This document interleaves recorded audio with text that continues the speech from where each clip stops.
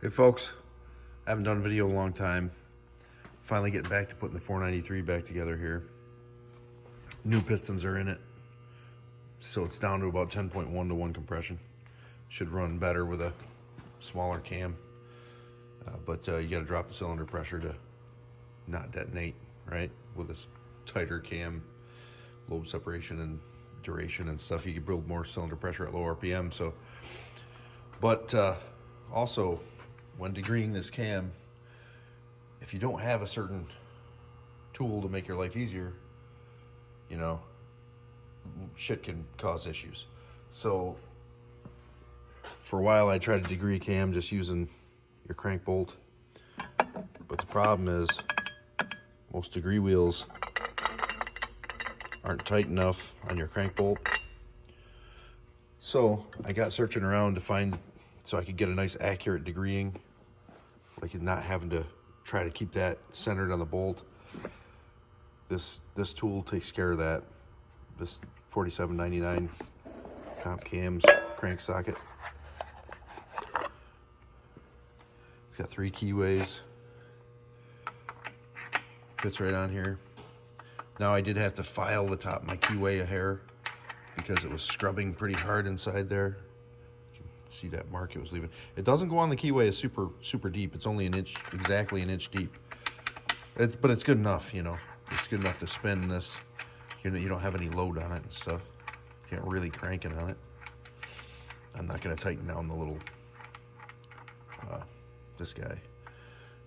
You do that when you're actually using it. But so your Comp Cam's degree wheel is exactly 1 inch. I don't know what I stained that with, but it fits on there perfect. Right? There's probably videos of this out there, but I know people subscribe to me and it might not have one of these or whatever, but that works great. Now you can put your 1/2-inch drive wrench right in there, or ratchet, and then when you center line it, you just pop this off, find where you need it, crank it back down. Super tight and centered, no wobble. It's great. I mean, it cost me like $50, but whatever. Makes my life easier. Way better than fighting to center the crank bolt. It's definitely a better gig. It's pretty exact too. You can see where it shaved some of the white paint off it because, it's exactly the correct dimension there.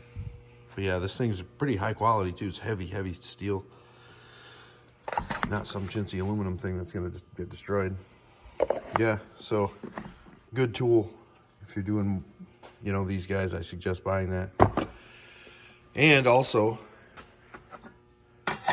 right in the middle of taking out my inner springs, labeling them all to break in the new cam without them.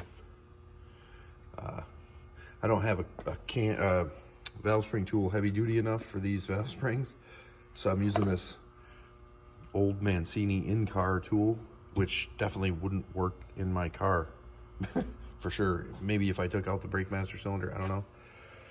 Here's the other part of it, but you can rig this up and just use it on the head here for these springs. These springs are pretty heavy. They're Comp Cams 928s. They're not real brutal, but they handle like a 650 lift mechanical cam. Fucking fly. So yeah, they're pretty. I have used the standard like around the bottom and up pinchy tool, but those are for like stock springs, and it's pretty iffy on breaking the tool. So, but that technique worked, just using it on the bench here. So yeah. Hopefully this new cam, I just ordered it from Dwayne Porter in Burlington, Vermont. Great Mopar cam guy. Good experience too dealing with him. He's a good dude. Took time to explain some stuff to me. So if you ever need a cam for Mopar, call Dwayne. I think Porter Racing Heads maybe, or Porter Cylinder Heads, I can't remember. You'll find him though, he's all over the internet. But yeah, so hopefully it's a little bit smaller duration cam.